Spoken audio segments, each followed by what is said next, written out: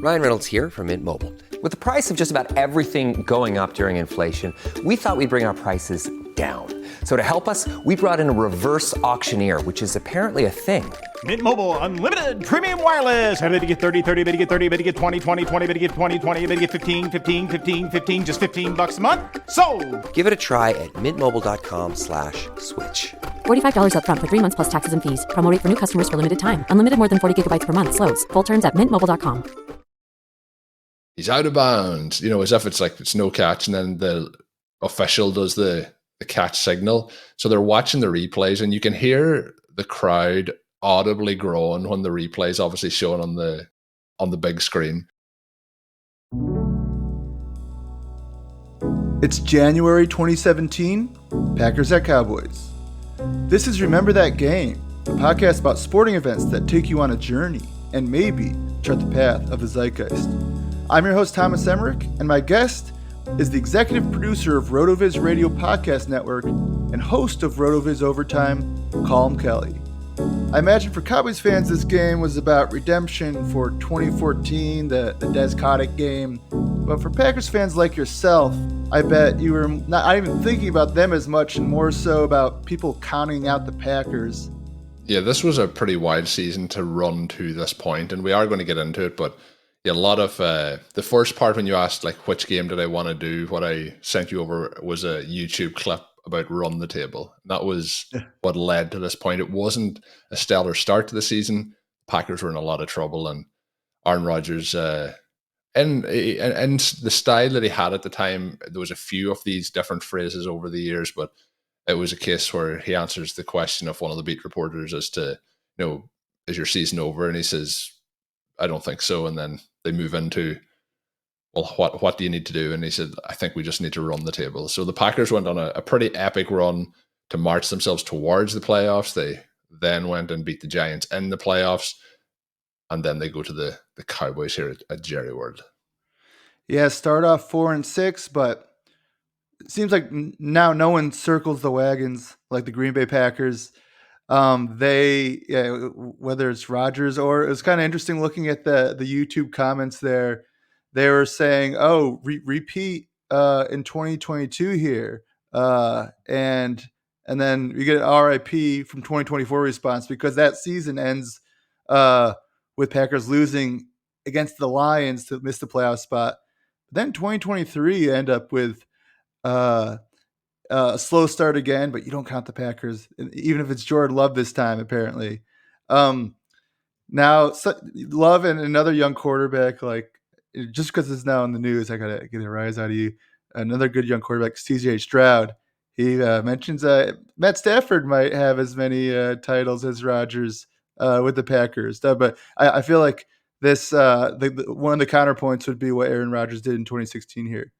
Yeah, so there's a number of different parts, and I just touched on this before we kicked off, but there's obviously strengths to both of those guys' games, and I think that there is a possibility that will be the fact. I also think that there's quite a bit of misfortune that the Packers, hadn't got to additional Super Bowls over the years, like the 2014 NFC Championship game against the Seahawks. I think if you ask any Packers fan of the most pain of a defeat over the last 20 years, it's probably going to be that one, with the Super Bowl berth in their hands at that particular point, pretty much.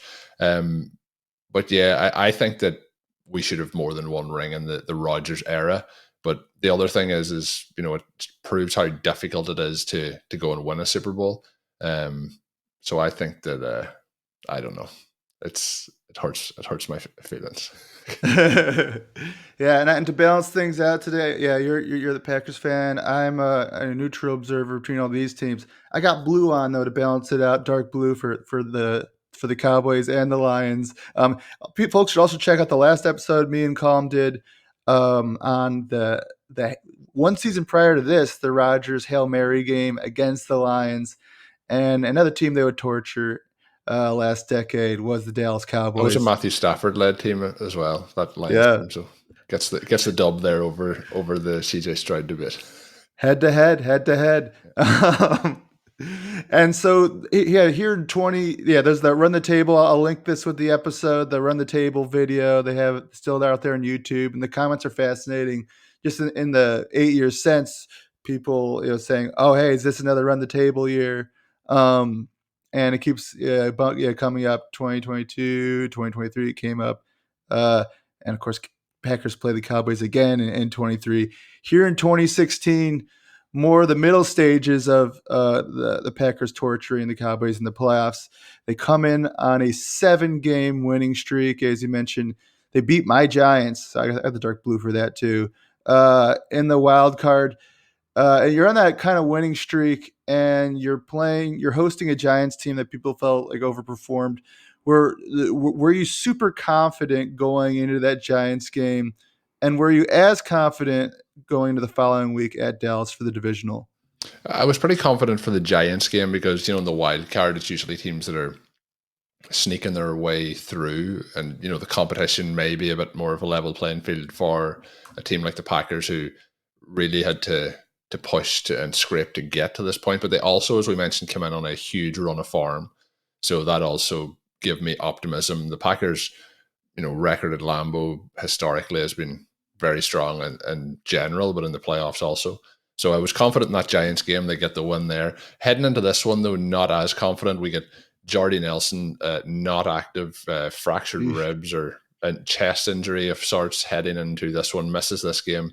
But the Packers then winning this game, does return for the NFC Championship that we might touch on, but not very, the Packers didn't do anything in that game. But with this game, you're missing your wide receiver one. We know how much of a part of the offense he was. So there was a number of reasons to be concerned, and the Cowboys were having a strong season in their own right to that point. So I was more concerned. The Packers, were 10-6 leading into this game through the regular season. The Cowboys 13-3, 7-1 at home. So the Packers heading into a pretty daunting task in this particular one. And you always go in with optimism or hope, and even this year, the Packers with Jordan Love, they get to the playoffs. They're facing the Cowboys. The Cowboys are favored in that game. You go in and you're like, there's a chance if things go right, you could win this game. If things play out in our favor, maybe they turn the ball over, we have a chance. And that was kind of the same here. I would say more so in hope and optimism than belief or expectation. Yeah, and things go in your favor early. Just like it ended in the last show we did on Lions Packers, it begins with Richard Rodgers down the field. Somehow that ball goes like within 2 inches of Sean Lee's helmet and his left arm and his right arm. Do you want to know what happened there? Yes. Aaron Rodgers threw the ball with exceptional accuracy. If you see the amount of times, and you see this with lots of quarterbacks, for the amount of times that happens, this is a play that when I watched back this game, as a kind of recap before we do this show, that play was led by a free play for Rodgers, so he gets the defense to jump offside, another hallmark of his career. And when I went back and watched this felt like a step back. I don't know what it was about it. Like a lot of nostalgia with this game. It was like a step back in time. And you see, obviously now we have Jordan Love, and he'll do things as well, but Rodgers with the free plays was exceptional. The flag gets thrown, he drops back, and he just rips it down the seam for that touchdown. And when Rodgers was at his absolute prime, if it's a jump offside, it's always a deep shot. And when he throws those, you'll often see that even though the defender will be in a good position, they're likely facing the opposition that they're trying to cover. So that leads to them not really being able to make a true play on the ball. And just Rodgers balled out in that moment and did throughout this entire game. Wow, point Rodgers. Stafford doesn't even need the free play. He doesn't even need to look at the receiver. His entire body can face one way, and then that's how he beats the linebacker. But in this case, Rodgers beats Sean Lee. Sean Lee was one of the very best linebackers in the league during part of the last decade. Might have been way a little more into the nagging injuries by this point in his career, but beats him Richard Rodgers to open up scoring. And the first quarter, the first quarter and a half is just Rodgers in his bag. You also get a couple touchdowns from Ty Montgomery. Did you get any shares of him that season? And also, Christine Michael experience was also earlier in that season. No Christine Michael here, but there's a Christine Michael where he later in the game gets a kickoff and decides he catches it 1 yard in the end zone and he kind of half muffs it, but he's still in there. And I kind of think he had the thought of like, can I stay in here or do I have to go out? And he like gets caught at like the 4 yard line. So there was a Christine Michael moment in this. Right. He was, at his time with the Seahawks, one of those guys you were hoping that would have a breakout, but that didn't really happen. But with Ty Montgomery, this was when they did make the decision to move him kind of into the running back position. And obviously as a pass catcher out of the backfield was, something that would be quite exciting with his particular size and profile, but gets 2 very sharp rushing touchdowns in this one. But that was another flashback. We were kind of at the end of the Eddie Lacy experience almost at this point.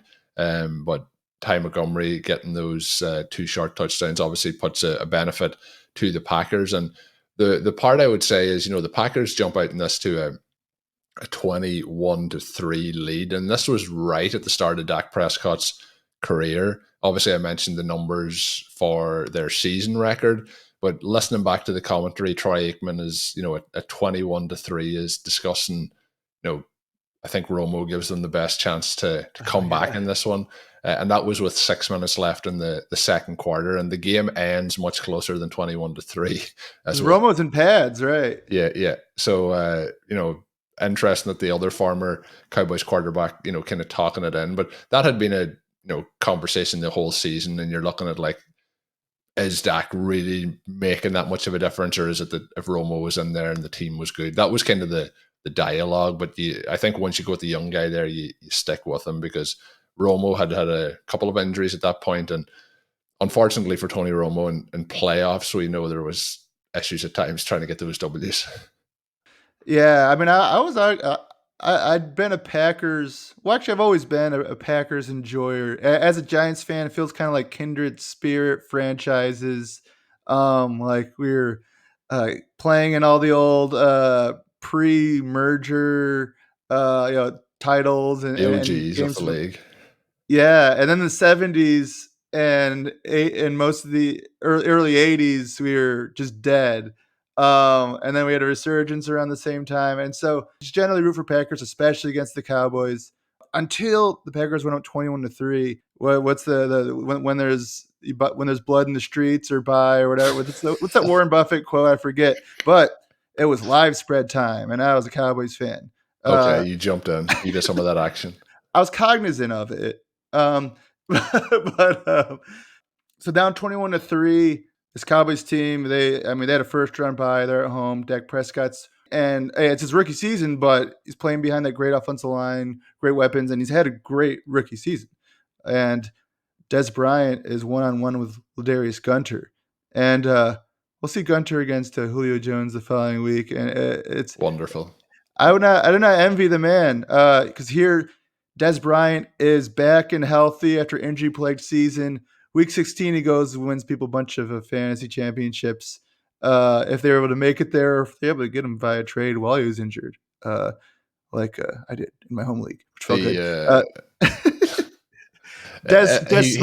He drew the short straw. The Packers, cornerback unit was not at the elite level at this particular moment in time. And yeah, the other thing to highlight, you did mention the Cowboys O-line. This was kind of really in that zone of the best of the best in the entire NFL for their offensive line. And, obviously Ezekiel Elliott is a much younger version of himself as well in this offense. 21st century. There's a few you could chat about. The two immediately come to my mind are that 2016 Cowboys and the 2003 Chiefs. Folks can check out 2003 Chiefs game did with Sean Siegel. He does a bunch of shows here on RotoViz Radio with Colm and other folks. But they had that great offensive line, so they're not going to be held down for long. Next thing you know, it's 21-10. And just like that, before the half, they're within a score, 21-13.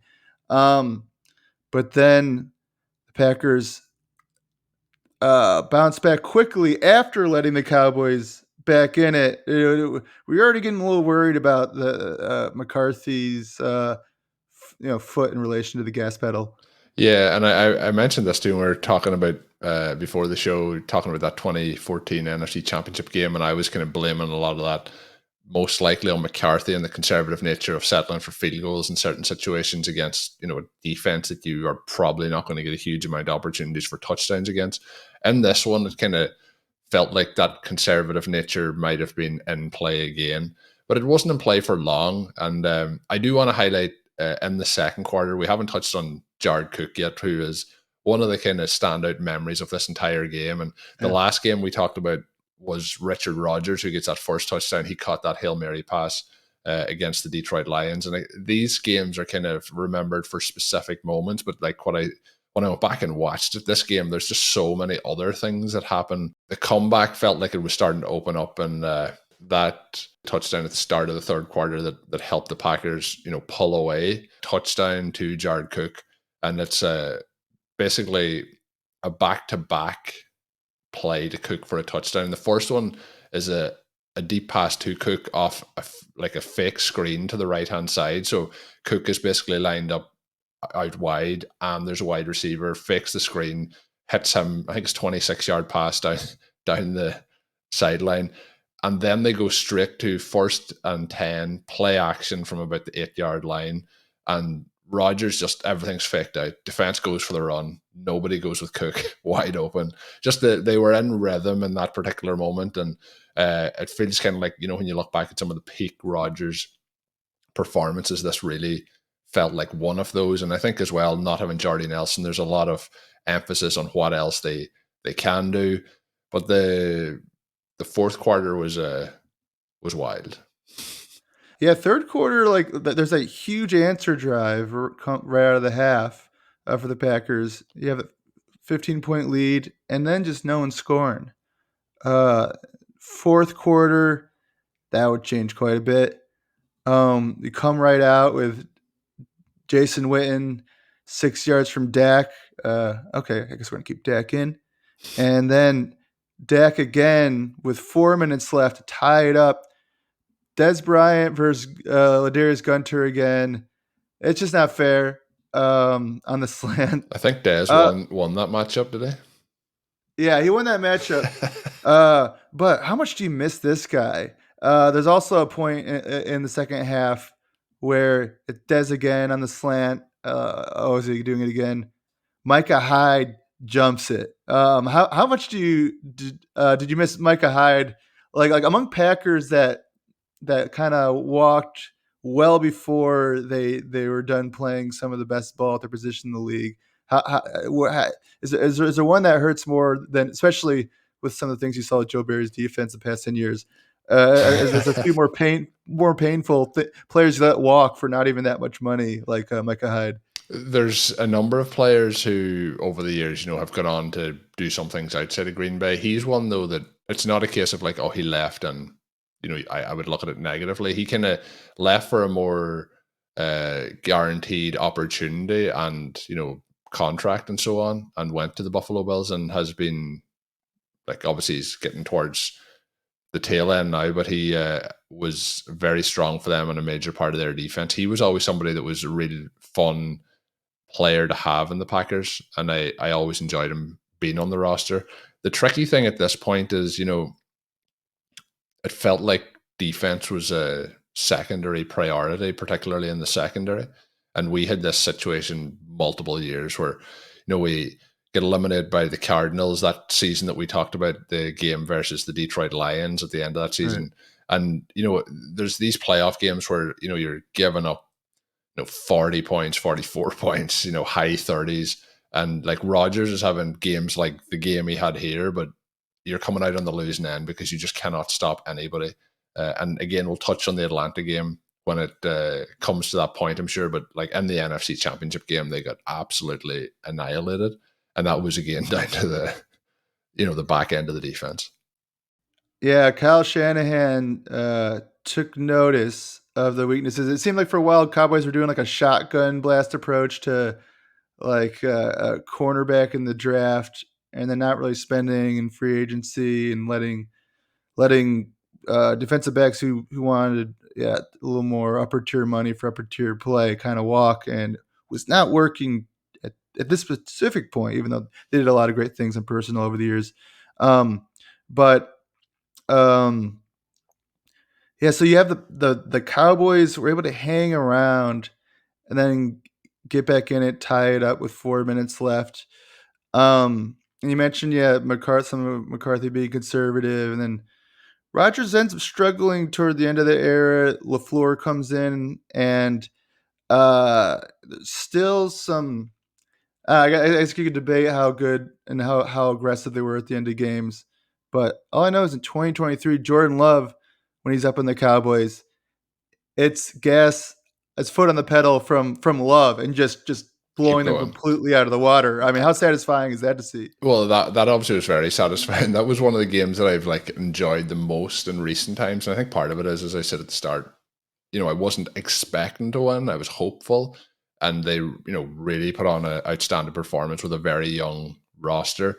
But in that game, there was even when we get the ball back, after we, force a 3-and-out, for example, this season, there is part of me that still has kind of, I wouldn't call it flashbacks, but it's keep pushing forward, rather than just hand it off 3 times and then punt it back. So I do think that LaFleur does a lot of good stuff in terms of trying to get the offense into good positions. And I think at the end of this season in 2024, or it was 2024, but the 2023 season, both Love and LaFleur, I think, were in quite a good rhythm of what they were trying to do in this offense. And that was one of the things with LaFleur and Rodgers, and probably with McCarthy and Rodgers, is it was much more led by Rodgers in terms of what they were doing with the play. But I have to say that I think now the Packers can have what they want with LaFleur, and it's the team focus rather than, this is early in Davante Adams' career, but at, the later stages before he was traded, it was very much like the first reads Davante Adams, the second reads Davante Adams. Davante Adams isn't open. Let's throw it to Davante Adams. So I think now they have a situation, and that can be difficult for fantasy, where you have multiple players maybe at a similar level that can impact the game, but not a truly elite one. And I think, even in this situation, Geronimo Allison's one of the players that had a number of catches in it, but the actual depth of the Packers and what you could do when you were without somebody like a Jordy Nelson, it didn't have the same impact. I think there's a much more rounded roster now. If we look even at running back, it was Ty Montgomery, it was Aaron Ripkowski, and then it was Aaron Rodgers. They were the people who carries in this particular game. So I think I'm pretty happy with where the roster is at this current moment in time. But this game, even with the issues with the roster, was an absolute highlight. Prize Picks is the easiest and most exciting way to play daily fantasy sports. Unlike other apps, on Prize Picks, it's just you against the numbers. All you do is pick more or less on 2 to 6 player stat projections and watch the winnings roll in. You can now win up to 100 times your money on Prize Picks with as little as 4 correct picks. You can turn $10 into $1,000. With the finals over, the hoops action doesn't stop on Prize Picks. Women's basketball is still heating up, with stars like Caitlin Clark and Angel Reese looking to make names for themselves, alongside greats like Brianna Stewart and Asia Wilson. You could win up to 100 times your cash watching them ball out. I know I'm looking at Clark and Stewart to put up more than their points projections, and I like Reese and Wilson to do the same to their points and rebounds combined projections too. Download the Prize Picks app today and use code BLUEWIRE for a first deposit match up to $100. That's code BLUEWIRE on Prize Picks for a first deposit match up to $100. Pick more, pick less. It's that easy. This episode is brought to you by Shopify. Whether you're selling a little or a lot, Shopify helps you do your thing, however you cha-ching. From the launch your online shop stage, all the way to the we just hit 1 million orders stage. No matter what stage you're in, Shopify's there to help you grow. Sign up for a $1 per month trial period at shopify.com/special offer, all lowercase. That's shopify.com/special offer.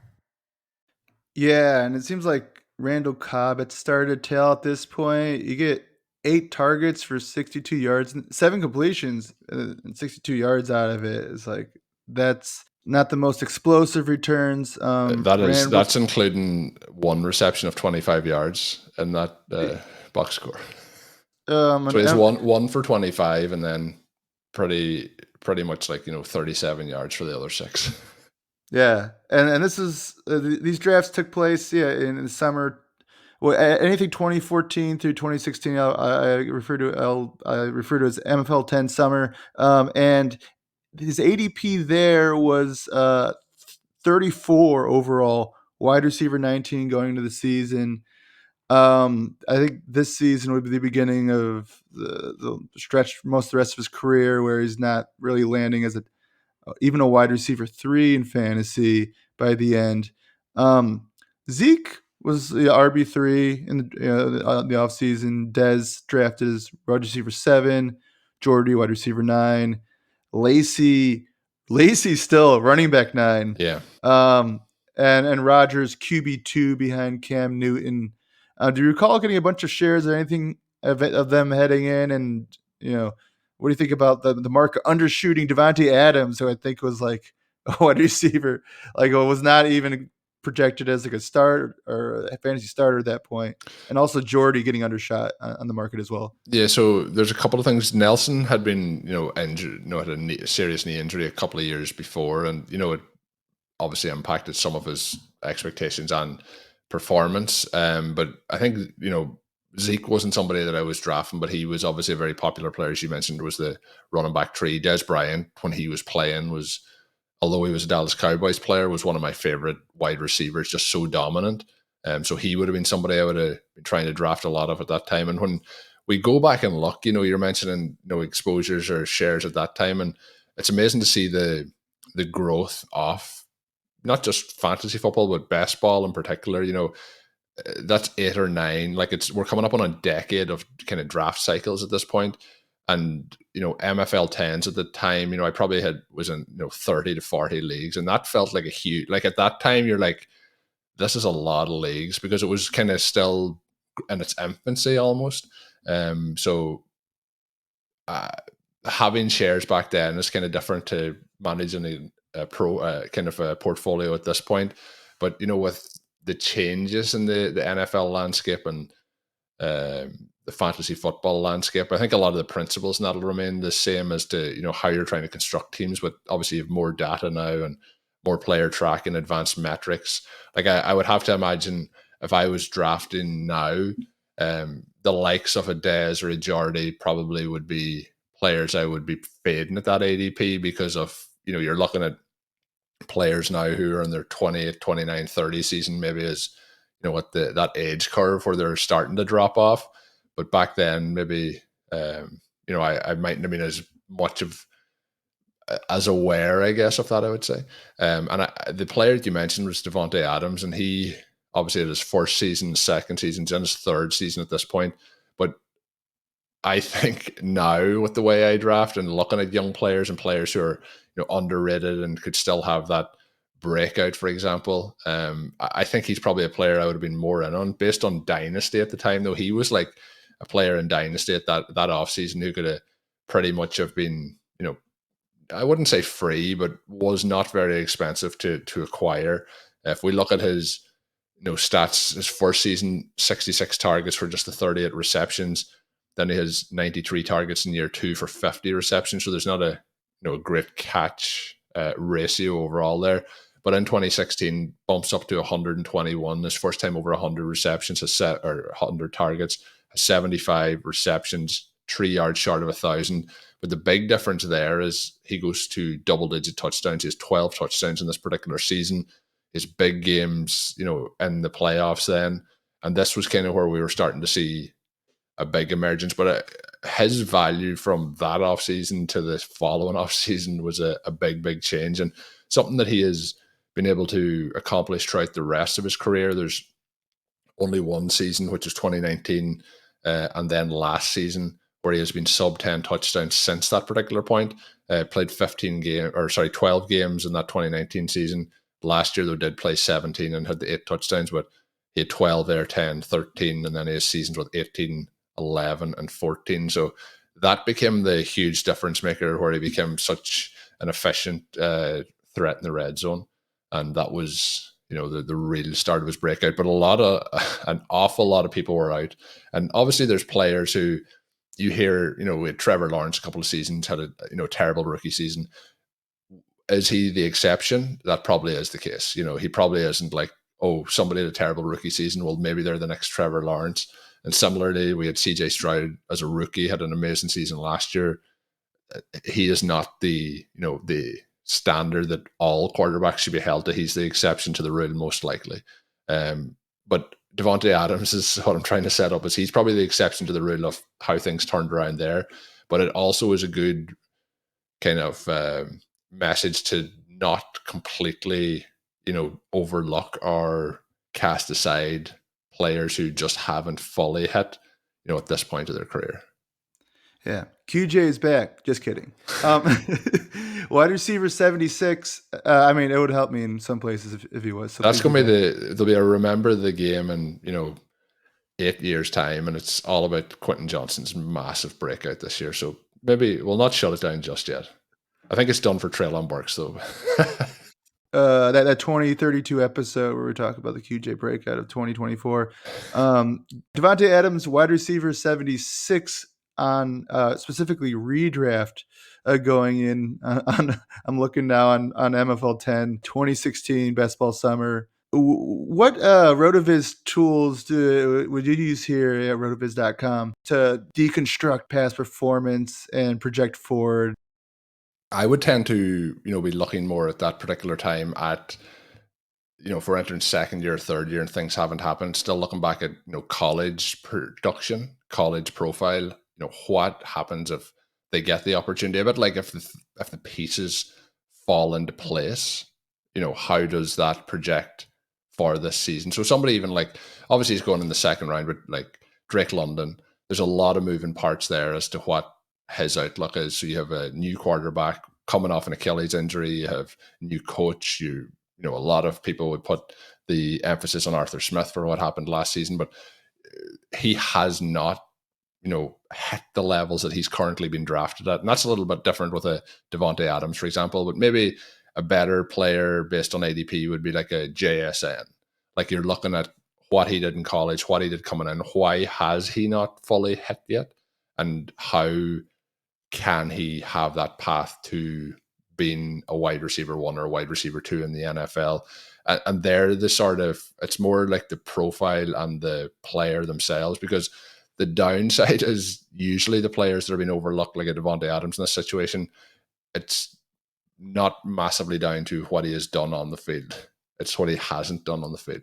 So you could look at things like, how often, like you might want to see how often the team are using him, or what percentage of snaps he's out there, or what sort of targets per route run he has. You could even go into his percentage of getting open on certain plays, but realistically, with such a small sample size at that particular point, I wasn't diving into anything on the tools. But when I would be looking now, I'd be diving into their profile. And I wouldn't say my biases of them coming into the league and sticking with them. Obviously, we have to adapt with that. But when you start to get huge price reductions on players, trying to project them ahead based on what they have shown in the past is one of the ways I would tend to that. And that tends to work for the first 3 years more than, if you move forward, then you have to dive in a little bit. Yeah, and Davante Adams has that breakout this season and makes some huge plays in this game before gets his ankle rolled up. Yeah.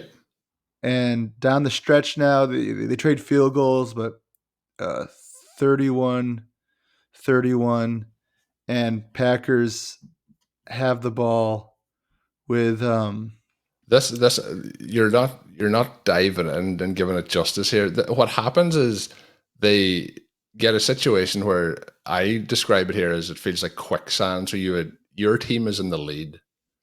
And I'm sure everyone listening will know this. Your team is in the lead, but the opponent has the ball. And even though they're down 8 points, you're like, we just need to stop them here. And it's like, first down. We just need to stop them here. And it's okay. First down. You're like, we just need to stop them. And they're like, well, if they get a touchdown here, like they have to get a touchdown. And then if they get a touchdown, they have to get a 2-point conversion, So we're okay.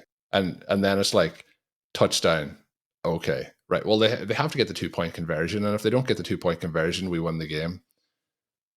They get the 2-point conversion. Dak Prescott rushes it in, and he's almost stopped on the goal line. So it's one of those where he gets collided with, and you're like, oh, we might have him. And it's like, no, he's in.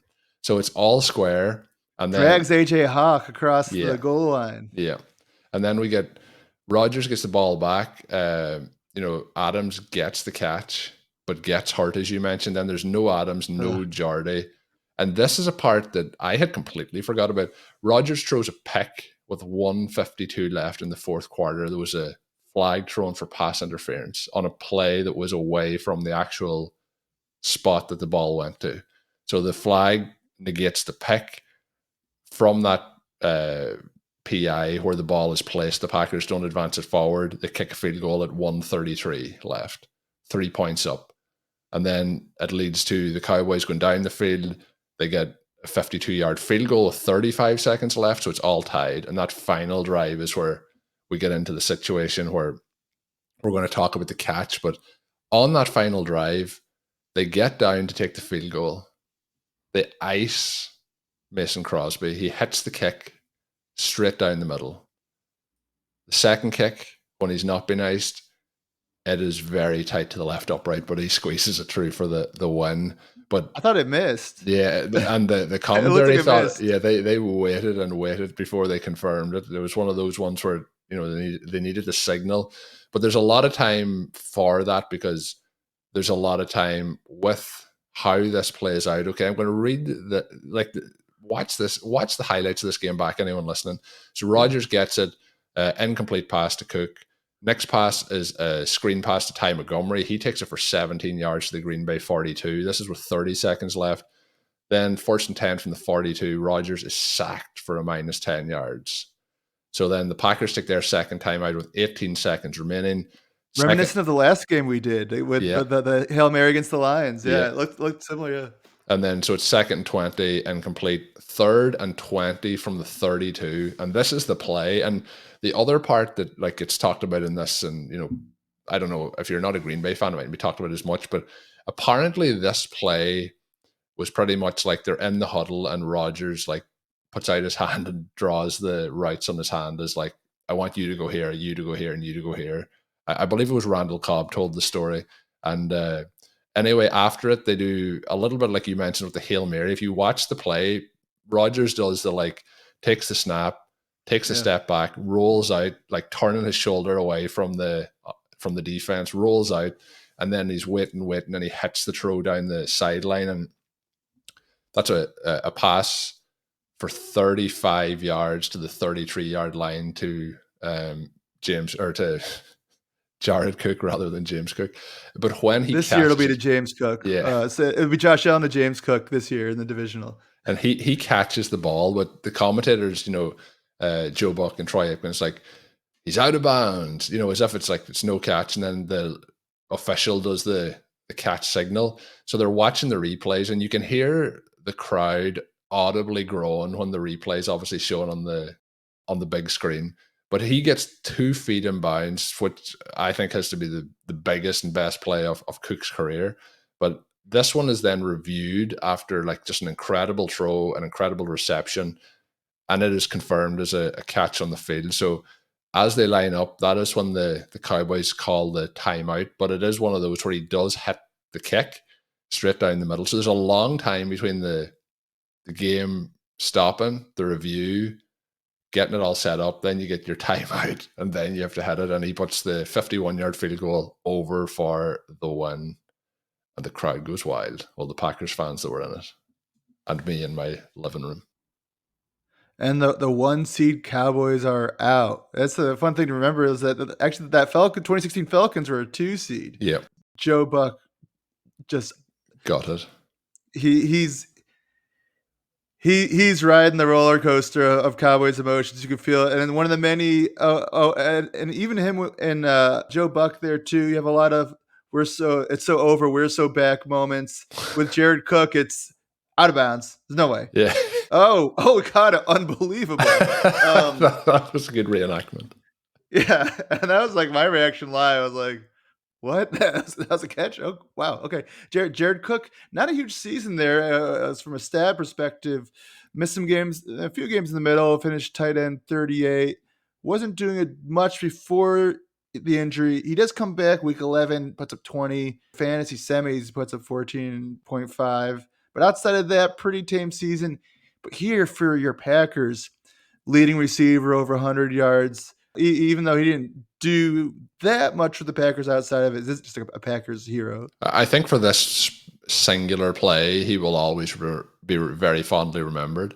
In terms of what he did in the whole time, like in the playoffs here, he does have a touchdown the following week and has 7 receptions for 78 yards along with it against the Falcons. So the run here to the NFC Championship has a bit of action. He did have one other game during the season against Washington, where the Packers put up 42, but he had 6 receptions for 105 and a touchdown with a long of 47 in that one. So he had a long of 35. So the one thing about Cook, he had always been like an athletic profile at tight end. They were starting to use him sometimes down the field, but I think that kind of in conjunction with like the rest of his career, it kind of moved in very similar directions. It never truly hit the peak that people probably thought it could have. But it plays like this showed why people thought that maybe there was more there, but it just never all came together. So again, looking back at this, like this is one of, I don't know if I'd say top 10, but it's because of the implications of it being in the playoffs. It's probably like if I listed out my top 10 plays, it probably is making it in there at between 7 and 10. I do think just how big this play was for the Packers. And gets them on to the next round. They're 5.5-point dogs at the 1-seed Cowboys. They go to the conference title. Vegas still not buying it. Up to 6.5-point dogs against Atlanta. And my goodness, they could have been 24-point dogs in this and still would have just barely covered the line. Yeah, before, I mean, suddenly, next thing you know, Julio Jones is sprinting away from Ladarius Gunter. Not Gunter's getting a bad recap of the show. It's just unfair to. He wasn't. In a vacuum, this doesn't mean he's terrible. Well, people have different feelings about Gunter, but I don't think so. I don't think people have different feelings. I was trying to be charitable, but it's the idea that Julio Jones and Dez Bryant at this stage in their careers, not fair to anyone. With the things that he's being asked to do, Julio Jones runs away from him for 73-yard touchdown, 31-0 Falcons. What's your mindset going into this? And do your prayers move a ton by like the third quarter? So I have an entire story about this, but we just have to highlight first. So wide receiver ones against the Packers here in this little 2-game stretch. 12 targets for Dez Bryant, 9 receptions, 132 yards, 2 touchdowns. Julio Jones, 12 targets, 9 receptions, 180 yards and 2 touchdowns. If you could like say your secondary's getting smoked in box scores and back, like they are getting absolutely toasted here. In this game, the Falcons had 101 rushing yards, but they nothing really in terms of the overall numbers are standing out, but they had 392 passing yards for 4 touchdowns on 27 receptions. They just got annihilated. So a massive game for Matt Ryan. But back to what I felt going into this particular game. Obviously, you get Jordy Nelson back, who has 9 receptions for 9 targets, 6 receptions, 67 yards and a touchdown. Cook, as I mentioned, 78 yards and a touchdown. But my story on this is like, this was a long day for me. So I'm an Arsenal supporter when it comes to soccer. So on this particular day, I live in Donegal, which is Northwest Ireland, and to fly early morning, you have to go to Dublin, which is like a 3.5-hour drive. So you drive down, park your car, go to the airport, 6 a.m. flight. So I'm leaving home at 2 a.m. And in this occasion, I decided I'm not going to fly. I'm going to get public transport because on the way back, the Packers game is going to be on and I want to catch some of that on my, back in this time even, phone Wi-Fi wasn't the best, but that was the option. So I get the 1 a.m. bus, get to London, go to the Arsenal match. I went with my brother. This Arsenal game, because I was trying to get back on the flight, to be back pretty early. We went over and back in the same day.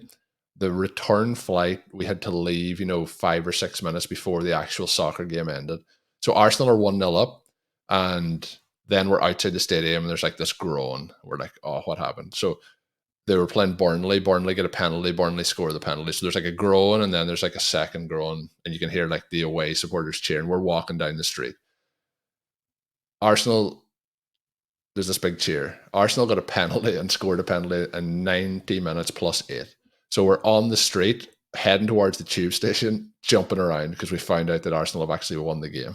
Then we go back, I get the bus, and I watch basically up to that 31-point deficit that you mentioned in the airport. And my heart was crushed because we are in that situation where I mentioned going into the Cowboys game where I'm thinking they're going to the Cowboys. The Cowboys have lost one home game all season. They've had a very strong record at home. Basically then you go to face the Falcons, and you mentioned their record. They're 11-5. They're 5-3 at home. You're thinking, well, there's a chance there that we do it. The Packers were 4-4 on the road. They're after coming off beating the Dallas Cowboys. You kind of have some optimism. You're one game away from the Super Bowl. And really what you're thinking in this situation is if you can stop Julio Jones, you have a chance. And we didn't stop him in any facet at all of the game. Like even in this game, we have the Falcons have 2 fumbles. In this particular game, the Packers only have the 1. So Rodgers 1 turnover. Even turnovers weren't that negative. It was just that we just got the doors blown off. And as you go into the overall score of it, it's just an absolute, like it's 28-0 at halftime. So it really took the wind, and I think I had more expectation on this game than I did on the Cowboys game. So it kind of really took us down to earth very, very quick, and there was no fight put up at all. So it was pretty tough. But I also, as I mentioned, had to travel home then, watch the second half on the public transport, and pretty much had like a 36-hour day traveling to London, coming back, and then this was my, the dessert at the end of my day was this demolition by the Atlanta Falcons. You didn't even get that brief moment of thinking what might be. It's not a single brief moment. Because end of the first quarter, it's still 10-0. So say you're like, oh, I got in the bus in time for the start of the second quarter. You're like, okay, hey, 10-0. We've come back from this. But the way that happens is like, the Falcons get the ball and it's, touchdown. They've scored, 8:24 left in the first quarter. They've got a touchdown. You get the ball, and then the second quarter, one of the touchdowns is like 3 seconds left in the second quarter, but the second touchdown is 7:24. And you start to get in, like, you're in a situation then where they've gone into, like, the first touchdown's a 13-play, 80-yard drive. The second play is 9 plays, 80 yards. Like, they're just, like, the third quarter, it's the start of the second half, obviously, 13:51. So there's a minute and 9 seconds gone. 73-yard touchdown to Julio Jones. If you talk about like a dagger, like 31 down, come out of the second half, you're thinking, there's no chance. You're 24 down, but you're thinking, well, if we stop them here and turned over, maybe there's a chance. Nope. 73-yard touchdown to Julio Jones. Oh, yeah. You to enjoy any of this game, because the first, you would actually have to miss the first quarter because Atlanta had the ball pretty much the entire first quarter and had 2 drives down into the inside the 10-yard line. Yeah, they did a 6.5 minute drive and a 5.5 minute drive. Yeah. So you'd have to miss the quarter completely and not look at any of the stats and tune in just as the second quarter is starting with Packers have the ball driving and feel like, okay, 10 down, we have the ball. This is okay. Then you'd have like a good 4 minutes before Aaron Ripkowski fumbles the ball at the goal. You get 4 minutes of relief. Yeah. So that you could have had an enjoyable 4 minutes, but the Arsenal game stretches on a little long. You don't even get that. But you do get like a pretty fun, run of things from November on, and Oh yeah. you have Dom.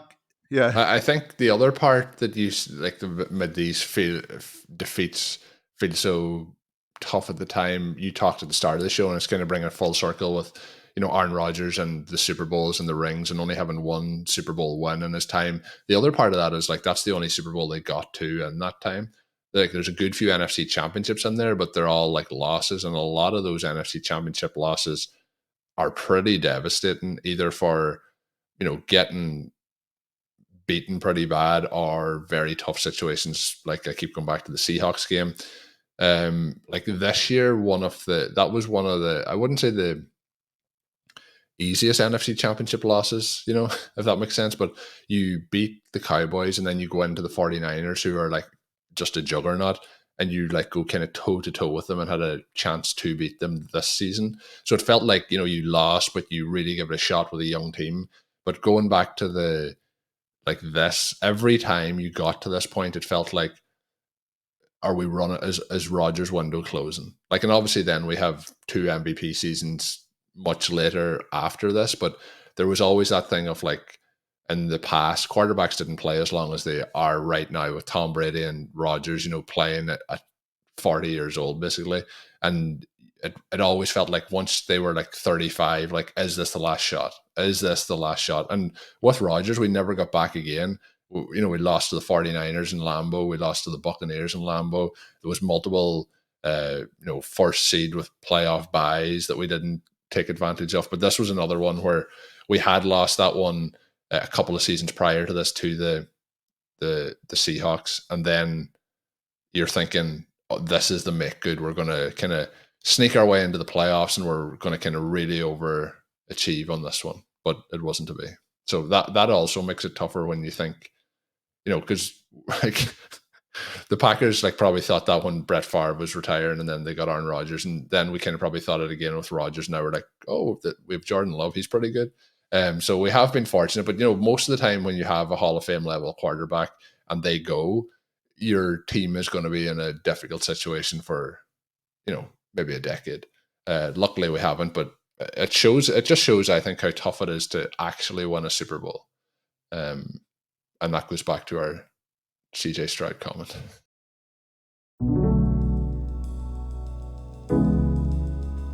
This has been another episode of Remember That Game. Please rate, review, subscribe, and check out more episodes.